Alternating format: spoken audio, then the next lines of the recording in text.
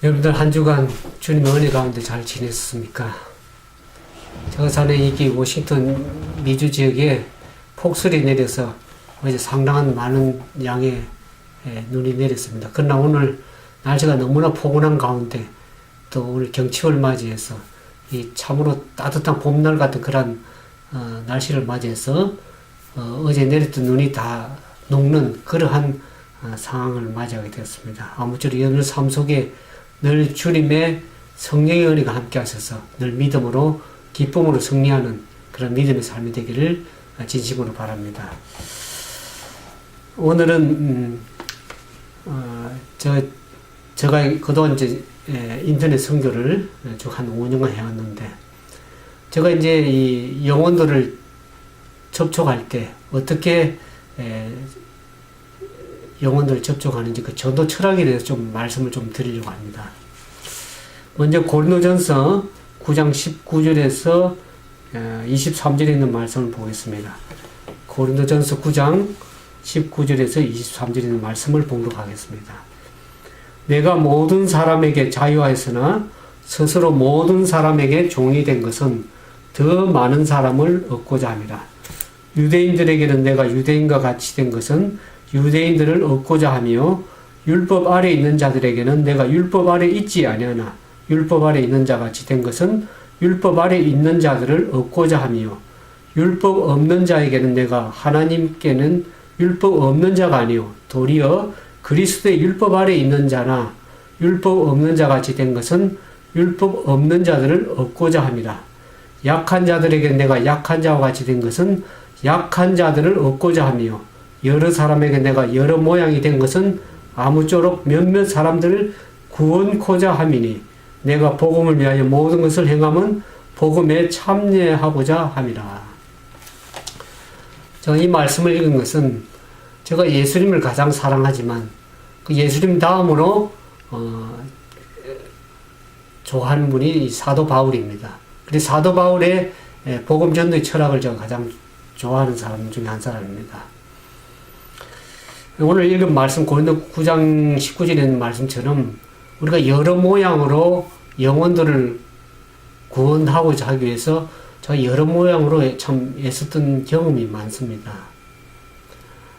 우리가 재림교인 신자들에게 그들에게 어떻게 복음을 나누고 저들을 믿음으로 승리하게 할지 또 우리의 기별과 다르게 또 믿는 그러한 교리적으로 다른 그런 분들에게는 우리가 어떻게 개신교인들에게 저들에게 복음을 어떻게 나누며 또 율법을 어떻게 접촉하게 할지 이렇게 다양한 모양으로 영혼들을 접촉을 하고 있습니다. 그래서 사람마다 제각기 개성도 다르고 또 저들의 상황도 다르고 믿음도 다르기 때문에 우리가 예수님의 전도 방법과 아울러서 우리가 영혼들을 접촉할 때 어떻게 지혜롭게 접촉해야 될 그런 필요성이 참 있다고 그렇게 생각이 들어집니다. 때로는 개신교인들 접촉할 적에는 꼭 안식일 문제만 강조하는 것이 아니라 저들에게 가장 접근할 수 있고 가장 공통적으로 나눌 수 있는 그런 은혜를 이렇게 나누어서 저들의 마음을 우리가 함께 공유하고 서로 기뻐하는 가운데 복음을 나누면서 그렇게 늘 애쓰고 있습니다. 그 다음에 또 한 가지는 고린도전서 13장에 있는 말씀 보면은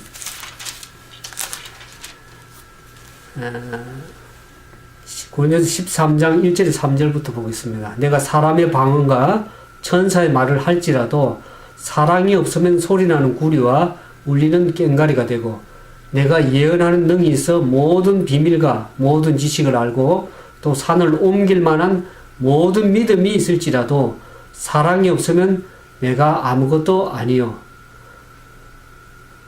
3절에 내가 내게 있는 모든 것으로 구제하고 또 내 몸을 불사르게 내어줄지라도 사랑이 없으면 내게 아무 유익이 없느니라.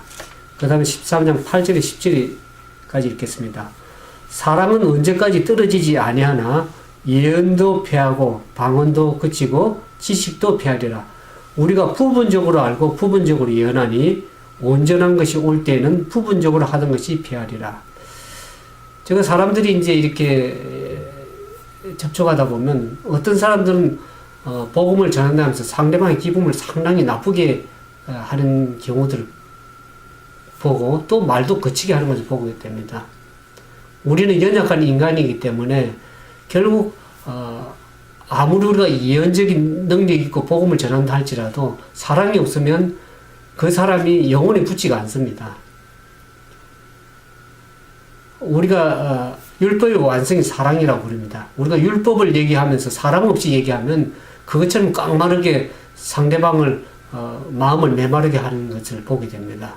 우리가 요한계시록을 얘기하고 또 우리가 어떤 것을 얘기할지라도 우리는 결국에는 부분적으로 아는 것이지 우리가 다 안다고는 할 수 없는 겁니다. 또 우리는 연약한 인간이라 그래서 저는 늘 전도 철학에 먼저 사랑으로 하는 그러한 전도 방법을 택하고 있고 여기서 14장 8절 사랑은 언제까지 떨어지지 않습니다. 그러나 예언도 패하고 예언도 하늘에 가면 필요가 없을 것입니다. 방언도 계시록에 많이 하지만 방언도 그칠 것이고 우리가 아무리 많은 지식이 있다 할지라도 그 지식도 패할 것입니다. 우리가 부분적으로 알고 부분적으로 예언하는 거기 때문에 온전한 것이 올 때는 우리가 부분적인 게 다 패하게 될 것입니다. 그래서 우리가 늘 영혼을 접촉할 때 사랑으로 그리스도의 사랑으로 하는 방법이 가장 좋으리라고 그렇게 생각이 들어지는 것입니다. 그래서 이제 영혼들을 접촉하다 보면은 말씀을 전하든지 어떻게 이렇게 접촉해서 하다 보면은 두 분류의 사람들이 있는 것을 알게 됩니다. 우리 사도행전 7장에 있는 말씀을 보겠습니다. 사도행전 7장 54절. 사도행전 7장 54절.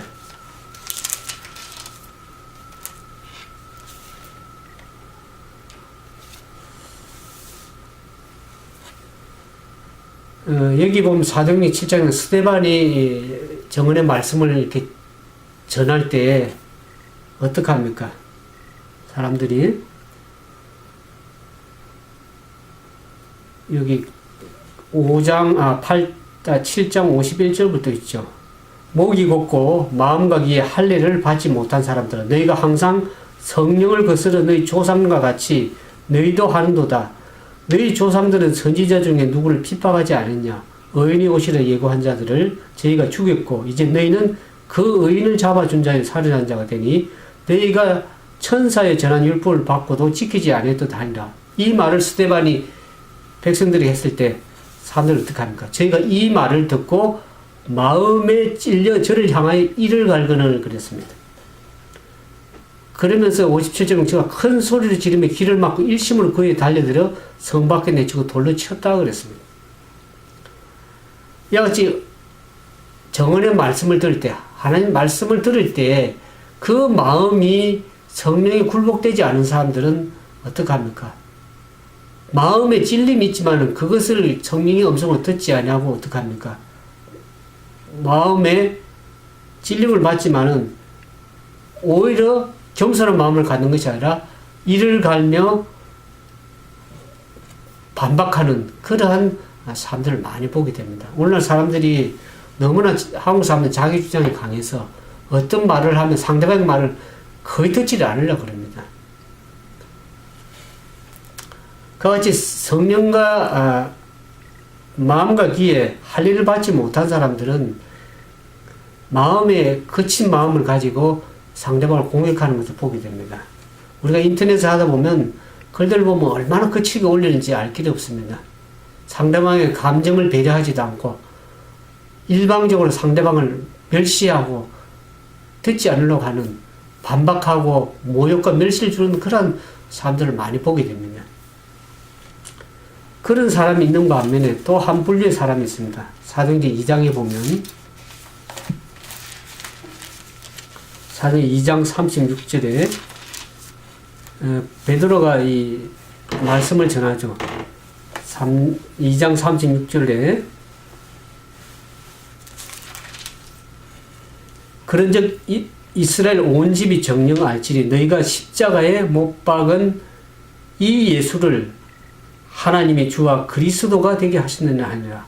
저희가 이 말을 듣고 마음에 질려. 아까 우리 사도행전 7장에 보면 스데반의 증언의 말씀 듣고 저들 똑같이 마음에 찔렸지만 여기 이 사람들은 어떤 결과를 가져옵니까? 마음에 찔려 베드로와 다른 사도들에게 물어가로되 형제들아 우리가 어찌할꼬 하거늘 베드로가 가로되 너희가 회개하여 각각 예수 그리스도의 이름으로 침례를 받고 제 사함을 얻으라. 그리하면 성령을 선물로 받으리니 그랬습니다.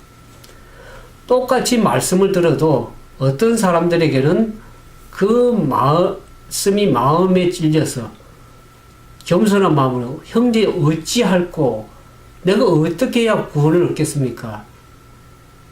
그런 겸손한 마음으로 하는 사람이 있는 반면에 그 사도행 7장처럼 마음에 똑같이 찔림을 받지만 이를 갈며 분노하며 달려드는 사람들도 있는 것을 보게 됩니다. 오늘 우리가 하나님의 말씀을 받는 저와 여러분은 어떤 마음을 가지고 있습니까? 제가 이 개혁운동 세계선교회 미주 이 버지니아 지역에서 이제 교회를 소개하는 이유는 우리가 바른 교리와 바른 가르침을 받을 때에 그 사람의 변화와 개혁이 일어나서 결국 그 신앙이 부흥이 되고 변화가 올 수 있다는 것을 우리가 알 수 있는데요. 그래서 어떤 교리를 가르치는가, 어떤 가르침을 우리가 믿음으로 받아들이냐에 따라서 우리 신앙이 완전히 달라집니다. 우리가 개신교인들도 보게 되고 또 예수 재림교인, 안식일 예수 재림교인들도 만나게 되고 또 저는 이제 페이스북을 하다 보니까 많은 개신교인들을 접촉을 하고 있고 그 중에는 믿지 않는 사람도 있고 불교인도 있고 하지만 저들을 사랑으로 이렇게 믿음을 가지고 전할 때 믿지 않는 저들도 결국 믿음을 가지려고 하는 자세들을 보게 됩니다. 불교인들도 불교를 믿는다 할지라도 저들이 바른 것을 동조하는 것을 이렇게 보게 됩니다. 우리가 어떤 사람에게 각각 다른 그러한 것이 있지만은 적어도 우리는 그리스도의 높은 복음을 가지고 있고 아름다운 품성을 가지고 복음을 전해야 될 것이라고 그렇게 생각이 들어집니다. 그러나 제가 교회를 이렇게 소개하는 것은 어떤 교회의 가르침에 따라서 사람이 꼴죄해지는 믿음의 꼴이 완전 달라지는 겁니다.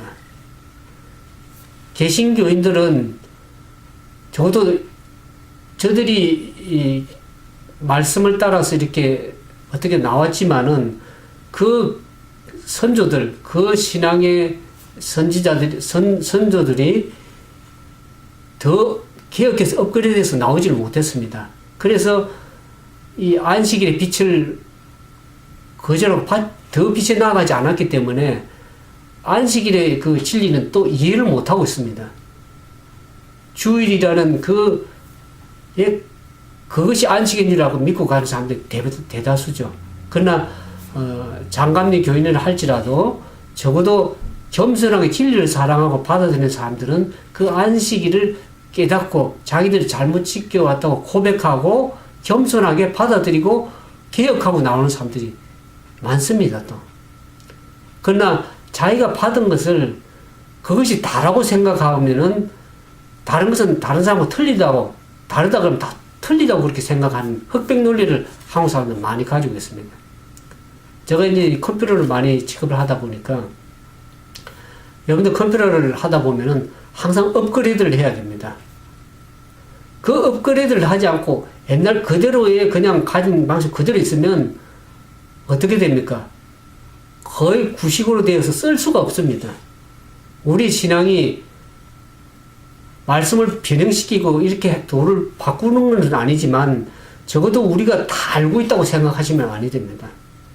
우리가 항상 검토하고 진리가 사랑을 가지고 항상 말씀을 연구하고 항상 업그레이드해서 우리 신앙의 높은 표준을 높여야 됩니다. 우리가 다 알고 있는 것이 아닙니다. 근데 많은 사람들, 개신교인들 중에서도 완악한, 아까 사도행전 7장처럼 완악한 마음을 가진 사람들은 상대방의 말을 거의 듣지를 않으려고 그러죠. 겸손한 자세로 내하고 비록 생각이 다르고 사상이 다르다 할지라도 충분히 검토하고 그것이 바른지 그런지를 항상 연구하는 자세로서 업그레이드하는 그런 믿음의 자세가 항상 필요합니다. 그것이 성령께서 그 사람의 마음을 열어서 받은 빛을 계속 받아들인 계속 더 큰 빛을 우리가 깨닫고 이해가 나갈 수 있는 것입니다.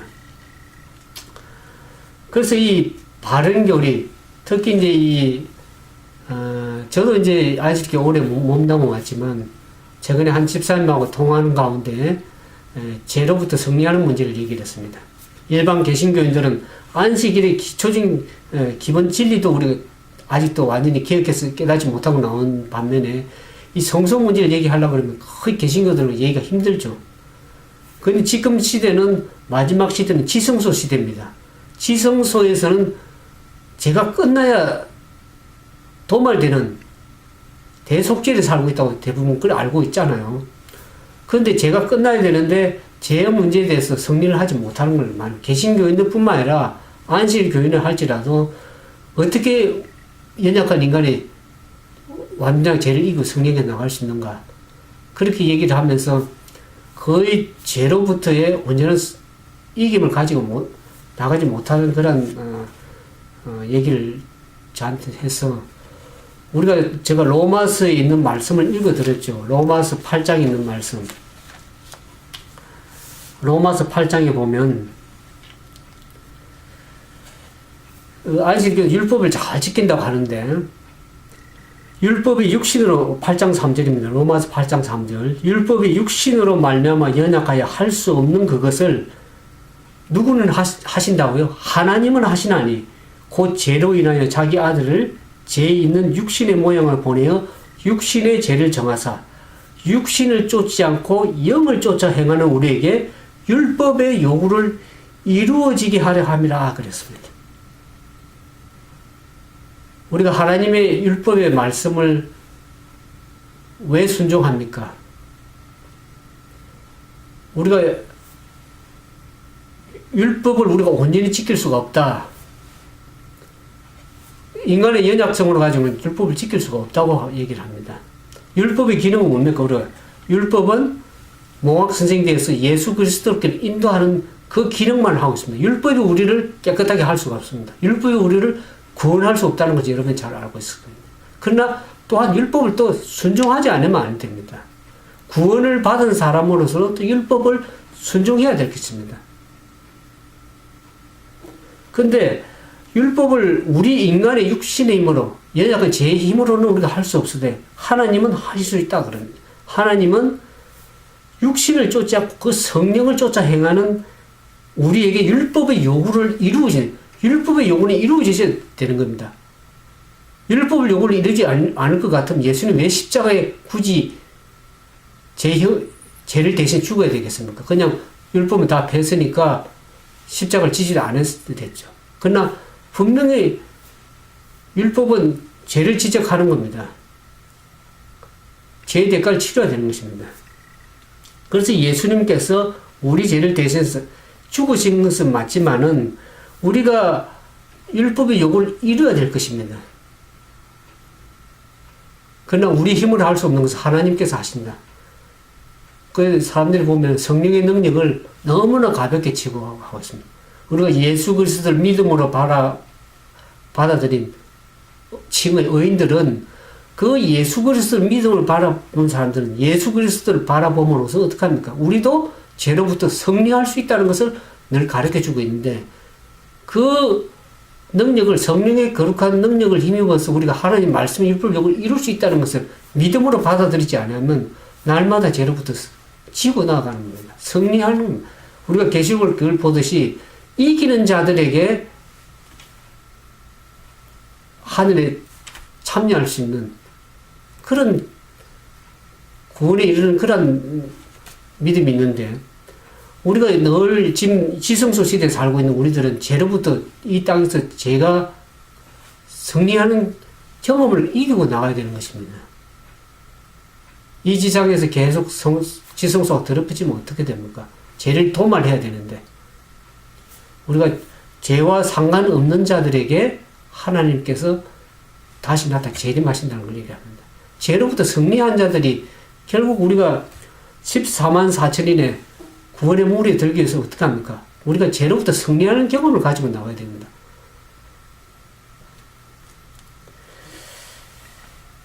이 재림교회에서도 이제 가르침을 보면은 이 죄로부터의 승리에 대해서 바르게 가르치지 않기 때문에 이 사람들이 이 복음을 약화되고 죄로부터 이기는 경험을 계속해 나가지 못하는 것을 제가 보게 되었습니다.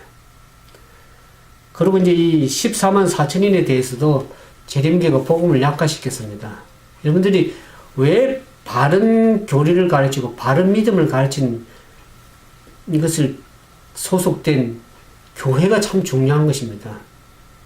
교회를 만들라는 개념보다도 바른 교리와 바른 가르침을 받을 때에 우리가 죄로부터 더 승리하게 됐고 14만 4천인에 대해서도 재림교는 어떻게 설명하냐 그러면 계시록 7장에 보면 14만 4천의 인침이 나옵니다. 그런데 7장 9절에 보면 7장 1절에서는 14만 4천의 얘기 나오다가 7장 9절에 어떻게 나오냐면 그 일 이후에 내가 보니 각 나라 족속과 방언과 백성이 전할 셀 수 없는 큰 무리가 또 나옵니다. 재림교에서 저도 어떻게 배우냐면 또 어떻게 그렇게 이해하고 있냐 그러면 14만 4천인가 능히 셀 수 없는 큰 무리가 같은 무리다 이렇게 가르치고 있습니다. 그렇게 받아들이면 우리가 굳이 14만 4천인의 높은 표준에 이를 이유가 없습니다. 그러나 하나님은 다 백성들을 계수한다 그랬습니다. 14만 4천인 술사가 저도 옛날에 상징수라고 늘 그렇게 이해하고 있고 왜 그렇게 이해하냐 그러면 14만 4천인가 셀 수 없는 큰 무리가 같은 무리이기 때문에 다 상징수다 그렇게 이해를 했습니다. 그러나 우리가 성경을 가보면 결국에 성경을 이제 충분히 이해하다 보면 14만 4천인은 상징수가 아니라 실제수라는 것을 우리가 이해할 필요가 있습니다. 많은 사람들이 왜 실제수라고 이해 못하냐 그러면 그것이 딱 정해진 규격처럼 보입니다. 그러니까 그것이 실제수가 될 수가 없다 이렇게 이해를 하고 있는데 성경을 잘 이해해 보시면 이것이 상징수가 아니라 실제수고 실제적인 14만 4천인의 무리가 나와야 된다는 것을 성경은 가서 얘기하고 있습니다. 셀 수 없는 큰 무리와의 구분이 따로 있습니다. 인침에 대해서도 우리가 이제 재림교에서는 좀 잘못 이해하고 있는 부분이 있는데 1844년 이후 세천사 기별을 듣기 전 사람들, 창세로부터 나온 사람들은 성령의 인침을 받고 나오는 사람들입니다. 우리가 이제 이런 교리적인 문제는 제가 제 웹사이트 EGIC 홈 사이트에 쭉 잘 살펴보겠습니다. 이게 이 교리를 지금 설명하는 시간이 아니기 때문에 제가 일반적인 얘기만 드리기 때문에 더 상세한 것은 웹사이트에 들어오셔서 교리 문제를 좀 연구를 하시기 바랍니다. 근데 이 인침 문제도 성령으로 인침이 받는 사람이 있고 14만 4천이라 하나님의 인, 살아계신 하나님의 인을 받고 나오는 사람들이 다르다는 것을 우리가 또 있다는 것을 우리가 알아야 됩니다. 재림교는 그걸 이해를 잘 못하고 있습니다. 그래서 우리가 이 14만 4천인을 상징수라고 생각하면은 사람들이 굳이 14만 4천에 들 이유가 별로 없습니다. 허다한 무리에 들면 되지. 그 믿음의 표준이 급격하게 떨어집니다. 그 신앙에 뜨뜻미지근한 상태에 늘 가지고 있으면서도 자기는 구원을 받을 수 있다. 그렇게 생각하고 있는 것입니다. 제가 이렇게 열심히 전하는 것은 우리가 마지막 때에 14만 4천인의 그 실제적인 이 첫 열매 맺는 그 사람들이 우리가 들기를 하나님이 원하시는 겁니다. 이 마지막 시대에. 그런 사람들이 과연 어떠한 사람인가를 성경은 계속 얘기를 하고 있습니다.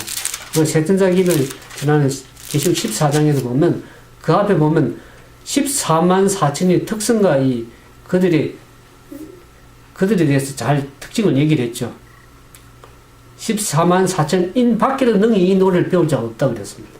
그들은 여자와 더럽히지 않고 어린 양이 어디로 인도하는든지 따라가는 사람들, 그 입에는 거짓말했고 흠이 없는 자들이라고 그랬습니다. 그 아버지의 어린 양 이름과 그 아버지 이름을 쓴 것이 분명히 있는 시온산에 섰고 그와 함께 14만 4천이 분명한 것을 실제적인 수를 얘기를 하는데도 재림께서 어떻게 하면 큰 상리수다 허다한 무리로만 취급하기 때문에 14만 4천인에 그렇게 깊이 강조도 하지 않고 허다한 큰 무리로서 그냥 만족하면서 있기 때문에 믿음의 표준들이 얼마나 낮아져서 있는지 알 길이 없습니다. 제가 왜 이 말을 드렸냐 그러면 우리가 어떤 교리를 받아서 어떤 가르침을 받느냐에 따라서 우리의 믿음 표준과 실제적인 믿음의 신앙의 표준이 완전히 다르다는 것을 엄격하게 다르다는 것을 이해시키기 위해서 이 말씀을 제가 드리는 것입니다. 우리가 참된 변화와 개혁을 이루기 위해서는 우리가 바른 가르침과 교리의 바른 가르침을 깨달을 수 있어야 됩니다. 근데 한 교단이 그것을 참된 개혁을 해서 부흥을 이루어야 되는데 교단 전체에서는 그것을 받아들이지 않는 것입니다.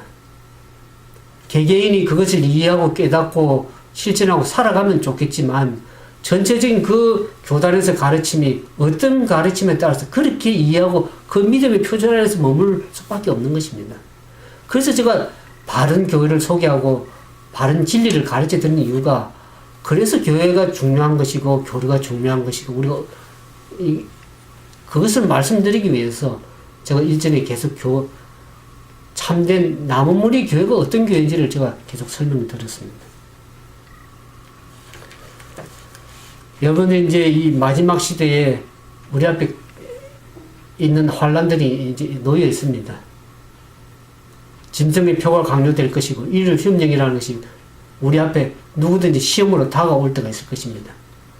우리가 믿음의 표준 지금 다 좋을 것 같고 그랬지만 그 상황에 핍박과 어려움의 상황에 부딪히면 여러분들의 믿음의 진가가 그때야 드러날 것입니다.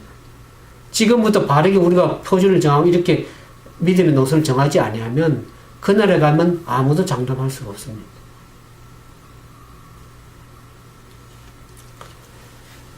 제가 이 교회를 소개하는 것은 여러분들이 바른 믿음의 노선 안에서 바른 신앙의 수준을 가지고 들어갈 때 세천자 기별을 힘있게 외칠 수 있고 우리가 믿음의 높은 표준에서 하나님 원하시는 14만 4천인 물이 들 수가 있다는 것을 바로 이해시키기 위해서 제가 바른 교회를 소개드리는 것입니다. 저도 과거에 제7화지 재림교인으로서 열심히 신앙생활했던 사람입니다. 그러나 그것이 다인 줄 알았지만 그리고 요즘에는 인터넷이라는 모든 정보가 다 열려진 시대입니다. 여러분들이 찾아보면 여러분들이 진짜 진리를 사랑하고 믿음을 가졌다 그러면 찾아보면 어떤 것이 바른 건지 겸손한 마음으로 성령의 기도하는 마음으로 겸손한 마음을 여는 자들에게는 바른 진리가 다 보이게 되어 있습니다. 근데 자기가 안주한 것에서 다 맞다고 생각하고 나하고 다른 사람 다 틀리다고 생각하는 그런 관념을 가지고 있으면 어떤 빛이 오더라도 받기가 힘들 것입니다. 바른 노선을 택할 수가 없습니다. 여러분들이 이제 바른 진리와 이 가르침을 찾기 저희 웹사이트에 좀 들어오시면 좋겠습니다.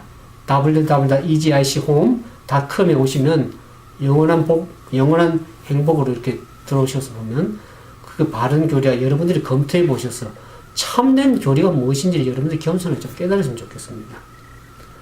그래서 제가 미주 지역에 이 사이트를 만들고 이렇게 이제 한국에 있는 제7야수 재림교 기획운동교회 선교교회 홈페이지에 많은 것을 따와서 실어놨습니다. 여러분들이 참된 이 마지막 시대에 우리가 어떤 믿음을 가지고 어떤 노선을 가지고 살아갈지를 여러분들이 겸손한 마음으로 살펴보시면 충분히 이해할 수 있습니다. 미주의 타 지역에 있는 분들은 검토해 보시고 참된 믿음의 교회를 선택하기를 원하시면 연락을 주시면 제가 잘 안내해 드리겠습니다. 또 미주 이 버지니아 지역에 사시는 우리 믿음의 형제 자매들도 연락해 주시면 제가 기도하는 것에 자세한 안내들을 해드릴 것입니다. 그러나 저희 웹사이트에 들어보시면 여러분들이 충분하게 검토해 할 수 있으리라고 그렇게 생각이 들어집니다. 아무쪼록 여러분들 이제 우리의 빛이 거의 다 열려져 있지 않습니까? 그러나 아직도 개신교회에 안식일을 전해야 되고 또 새천사 기별을 바르게 전해야 되고 저들에게 예언의 기별을 충분하게 이해를 하지 못한 상황에서 뭐 지성소 문제니 이런 13만 같은 얘기도 저들이 이해를 못하기 때문에 제가 성경 연구 학교라는 사이트를 또 따로 하고 있습니다. 개신교인들을 위해서 저들이 그 예언의 문제든지 어떤 교리적인 문제를 바르게 이해 못하고 있습니다. 제가 늘 저희 웹사이트에 올렸지만은 계시록 18장 2절에 보면 18장 1절부터 보겠습니다. 이일 후에 다른 천사가 하늘에서 내려오는 것을 보니 큰 권세를 가졌는데 그의 영광으로 땅이 환하여지더라. 힘센 음성으로 외쳐가로되 무너졌도다 무너졌다 큰 성 바벨론이여 귀신의 처소와 각종 더러운 영이 모이는 것과 각종 더럽고 가증한 새 모이는 것이 되었도다 그랬습니다. 새 천사와 또 다른 천사, 넷째 천사가 하늘에서 내려와서 그 영광을 콩어지려 가지고 영광으로 땅을 환하게 하는 모습이 나옵니다. 재림교인들은 이것을 어떻게 이해하고 있냐면 늦은 비의 역사다 이렇게 생각을 하고 있습니다. 막연하게 늦은 비의 역사는 이미 큰 외침은 시작이 되었다고 정언의 말씀은 얘기를 하고 있습니다. 근데 이 네 천사가 어떻게 얘기합니까? 다른 것을 얘기하는 것이 아니라 세 천사에 대한 기별을 소개하고 있죠. 둘째 천사에 무너졌다다 무너졌다 큰 성 바벨론이여 그랬습니다. 이 귀신의 처소 이거는 천주교인들을 얘기를 하고 있습니다. 각종 더러운 영이 모이는 것 개신교인들이 얼마나 거짓 성령 운동을 많이 하고 있는지 알겠죠. 성령 받았다 그러고 성령으로 방언하고 얼마나 거짓 영의 인도를 받으면서도 자기는 그걸 알지 못합니다. 그 다음에 각종 더럽고 가증한 새 모으는 것이다. 이것은 개혁운동교에서는 제7안식 재림교 기성안식 교회를 가르친다고 얘기를 하고 있습니다.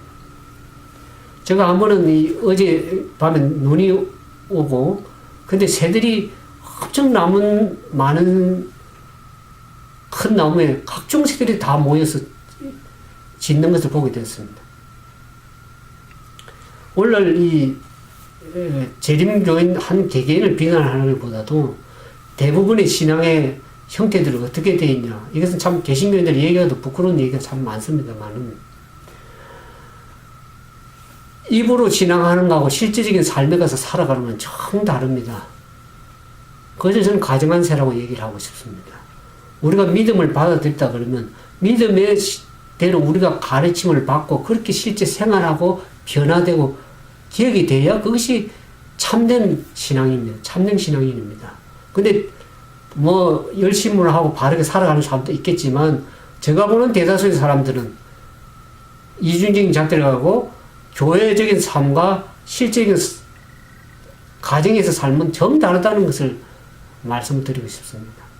제가 일전에 문서 전도를 처음 미국 와서 할 때 장로교인에게 이제 문서 서적을 이렇게 보급하면서 장로교인들은 안식교인들을 어떻게 생각하고 있는가 하면 저들은 거의 채식주의자고 안식일도 철저히 지킨다고 그렇게 생각을 하고 있습니다.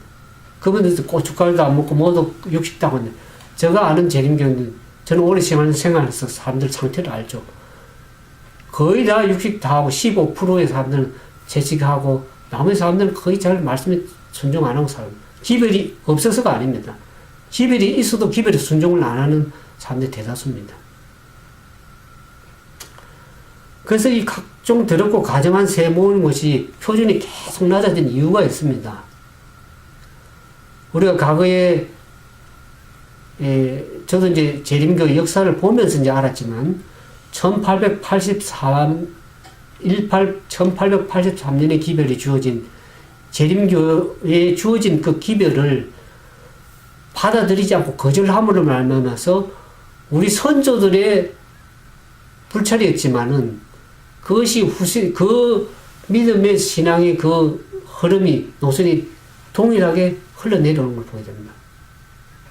믿음으로 말미암아 의에게 그리스도의 의의 기별을 받아들이지 않고 거절함으로 말미암아 어떻게 됩니까? 어떤 교리를 가지고 있냐 그러면 그 당시 사람들이 신학자들, 교수들 이런 사람들이 가르치는 칭의, 성화 이런 것들로 배워져 나오기 때문에 그 표준 노선들이 점점 낮아지는 것이죠. 그러다 보니까 오늘날은 거의 교회가 세속화된 것을 보게 됩니다.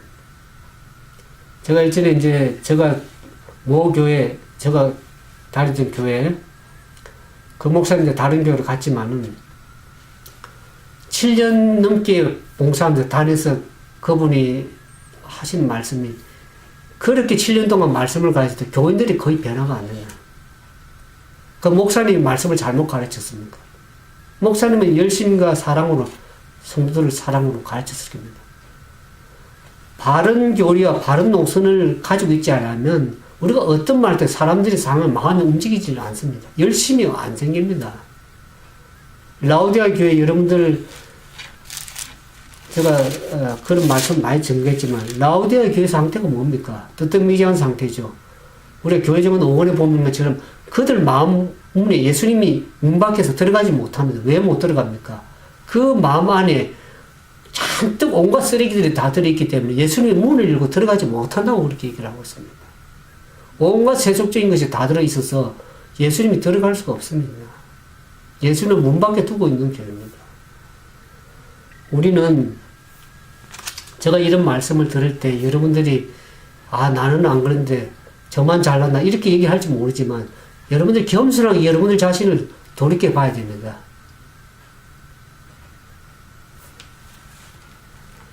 오늘 여러분들 삶 속에 우리가 이제 거의 마지막 시대를 살아간다고 재림을 가까이 둔다고 살아가지 않습니까? 그러면 우리가 이제는 어떤 믿음의 자세를 가지고 참된 믿음의 자세를 가지고 살아야 될지 더 긴박하게 그렇게 생각을 하고 살아야 되는데 우리가 우리 자신을 돌이켜서 하나님의 말씀과 정언의 말씀을 비춰봐서 우리가 바르게 살아가야 될 것입니다. 오늘 재림교회 안에 정언의 말씀도 부정하는 사람들을 많이 보게 됩니다.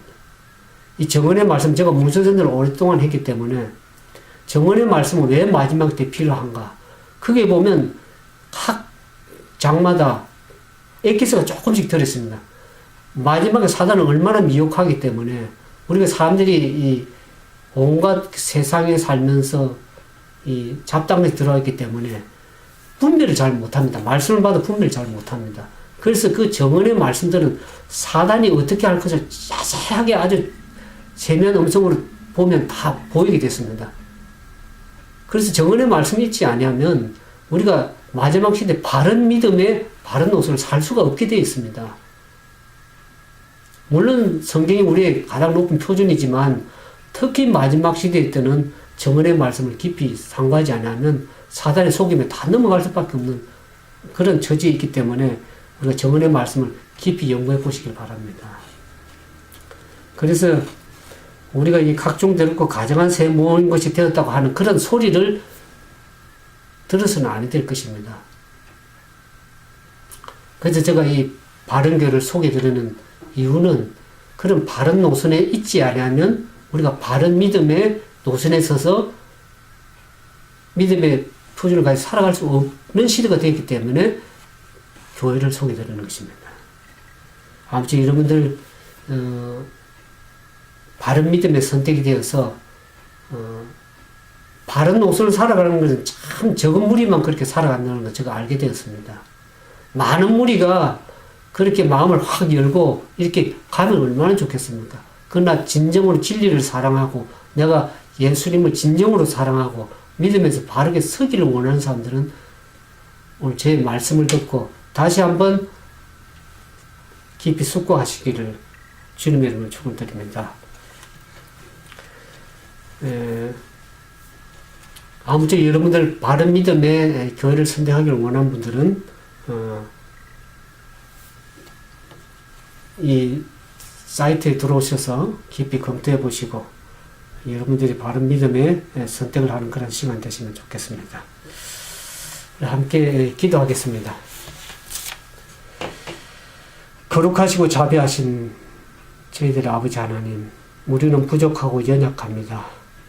그러나 하나님께서 우리에게 진리의 말씀을 주시고 성령의 거룩한 능력을 주셔서 하나님의 말씀을 깨닫고 믿음의 바른 선택을 할 수 있는 그러한 성령의 인도함을 받는 하나님의 자녀로 이끌어 주셔서 아무쪼록 세상의 영이 아닌 또 각자의 어떤 고집스러운 그런 마음이 아니라 우리의 마음을 열고 성령께 우리의 마음을 열고 우리 자신을 통회하고 회개함으로 하나님 앞에 바른 믿음을 가지고 인침을 받을 수 있는 그런 귀한 하나님의 자녀들 되도록 도와주시옵소서. 에스겔의 말씀처럼 참으로 탄식하며 우는 자의 이마에 표하라는 것처럼 오늘 경전에 우리의 애절하고 통탈한 우리 처지를 회개하고 통회하면서 하나님 앞에 우리가 어떤 삶을 살아야 될지 다시 한번 깊이 겸손히 깨닫습니다.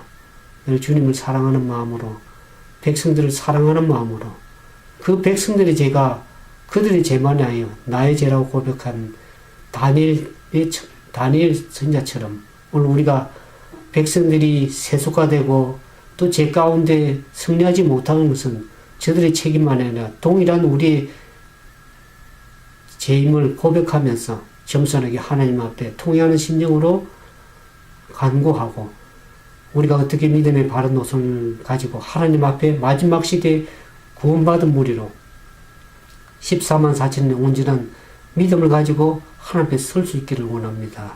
오늘 저들에게 구원의 바른 노선을 가르쳐 주시고 성령의 세미한 음성을 듣게 하셔서 우리가 어떻게 형제여 어찌할꼬 하는 그 베드로의 말씀을 듣고 통회하는 심령으로 나왔던 그 심령을 오늘 우리가 가질 수 있도록 도와주셔서 이 시대에 참으로 구원받는 하나님의 백성들이 우리 가운데 많이 일어날 수 있도록 도와주시고 또 이 땅에서 바른 믿음의 노선을 선택하기 위해서 바른 교회를 선택할 수 있는 지혜도 주셔서 아무쪼록 하나님 안에서 늘 전진해 나가며 죄로부터 승리해 나가며 이 지성소 시대에 살아가는 우리들이 어떤 마음의 자세로 믿음의 신앙을 해야 될지를 성령께서 깨우쳐 주셔서 아무쪼록 이 시대에 하나님 앞에 바로 설 수 있는 우리 모두가 되도록 도와주시옵소서. 주께서 말씀을 전하는 자와 듣는 모두에게 크신 은혜와 성령의 인도하심 함께 해주시기를 바라고 예수님 이름으로 간절히 기도드리옵나이다.